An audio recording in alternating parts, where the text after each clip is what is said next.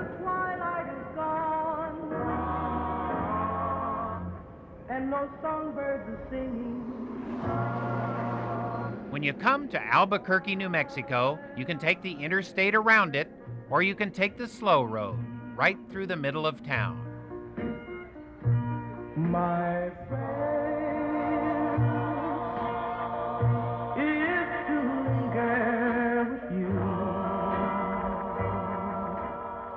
Now you could say this is a story about taking time to smell the flowers, although tasting the cheeseburgers at the 66 Diner is more like it. That's divine. The diner serves up heaping portions of calories and cholesterol, caffeine and camaraderie, hearkening back to a time and a road that no longer exist. It was called the Mother Road by John Steinbeck in The Grapes of Wrath, in which the road took people out of the Dust Bowl of Oklahoma to the promise of California. Route 66 inspired a popular hit song performed by everybody from the Andrews Sisters to the Rolling Stones, although Nat King Cole may have sung it best. If you ever plan to motor west, travel my way, take the highway, that's the best. Get your kicks on Route 66. Route 66 was called the Main Street of America. It started in Chicago, meandering 2,400 miles through 8 states and 3 time zones. Toll-free, past a cavalcade of thousands of gas jockeys, motel clerks, and waitresses who called everybody honey. It rolled past a staggering array of roadside attractions and scenery, both bizarre and beautiful.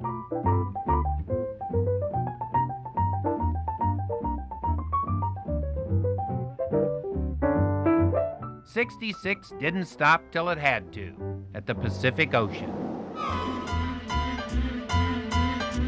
It was a road that even had its own TV show. Remember Todd and Buzz?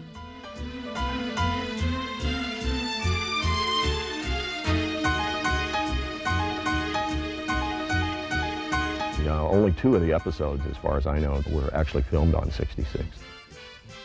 Tom Snyder is a Route 66 aficionado. He's promoting monument status for the road, and he wrote a book to help people rediscover its joys. The interstate system is a wonderful way to get from point A to point B, but that's not what driving is about. It's not what seeing the country is about. Motoring, they used to call it. Right? Motoring, yeah. Touring. That's right. Although the highway is no longer designated Route 66, much of the roadway itself is still there. And Snyder showed me a favorite stretch between Albuquerque and Gallup, New Mexico. It's a patchwork of old farm to market roads and right down the main streets of all these towns, down Central Avenue here in Albuquerque. One of the treasures Snyder uncovered on this stretch of 66 is the El Vado Motel, which is trying to cash in on its heritage. Oh, this has been here over 50 years. And you can see that this is sort of the beginning of the motels as we know them now. You see, first they were the little bungalows, and then they put garages between, and then pretty soon they put doors on, and then they put people in them. It's much better use of space. Mm-hmm. Well, they always talk now about how they don't want surprises. Holiday Inn says no surprises. When you traveled on 66, there were a few surprises. There were some surprises, yes. It wasn't homogenized America as we know it now. You don't run across major tourist attractions like Disney World or Great Adventure out here on 66, but Mother Nature has her own ideas of what a major attraction should be. As you look around, you see the landforms, and here on the old road, the road clings to those landforms. Rarely drive more than 20, 50 yards ahead of the car, and the road turns and it sweeps and it goes up and down over hills. And you have to pay attention, you have to drive the car. You can't be in a reverie and do this road. Some stretches of 66 in New Mexico we found delightfully deserted. When I first began this Route 66 project, I came over this And my partner at the time and I just parked the truck in the center of the road and stopped it. And we got out a picnic lunch and we spread a tablecloth in the center of the road and we had picnic lunch and a bottle of wine and a very long conversation. You literally had a picnic in the Literally middle had a of the road. picnic in the middle of the road, yeah. Yeah, is this the Santa Fe Railroad they run? This is Santa Fe Railroad.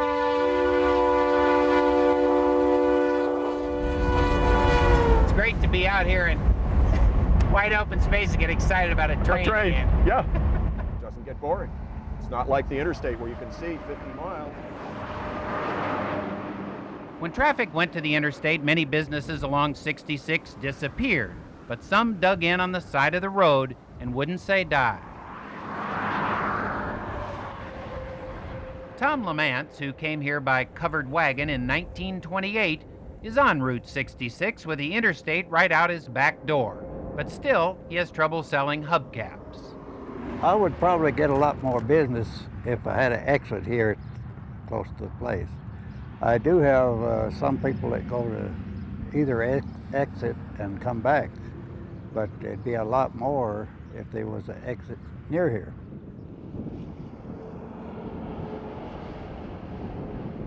Parts of the once proud Main Street of America have been reduced to frontage roads. Other stretches are completely abandoned. It's been demoted fairly well all the way down the line, and then sections like this are abandoned. How does this make you feel when you see a stretch of road like this? You know, the Mother Road, America's Main Street, and all of that, and here we are. Well, I don't know. I look at it, I think this is kind of a natural cycle here. These were all animal trails and Indian trails in the beginning, and now look, it's going back to the way it was. We used to sell articles on the road. We used to have a little shack or a little place where we could sell potteries, pens, bread, whatever. These two Laguna Pueblo Indian women say Route 66 was more lucrative than the interstate. And they used to take pictures, even pay us to take our pictures. But money isn't everything. And now they can exercise walk down the center of Old 66 through a garden of the gods.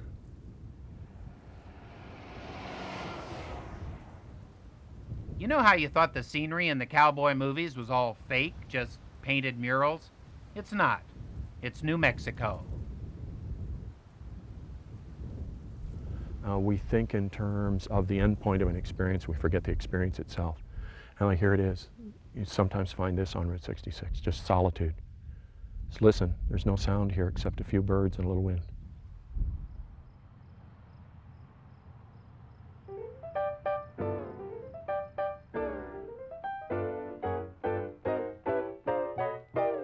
Route 66, more than any other road, is a road of fantasy. Even people older than we who travel the road and perhaps escaping the Dust Bowl or taking a honeymoon to California or whatever, those people don't even remember the road clearly. They have a fantasy of the memory of the road. And young people make up out of what they've seen on television or what they've read what this road is about. And the odd thing about the road is it never seems to disappoint them. It is a place where the slow road and the fast road divide, and where your choice makes all the difference. Get your kicks on Route 66.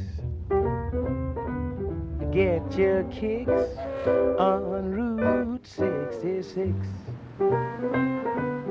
Get your kicks on Route 66.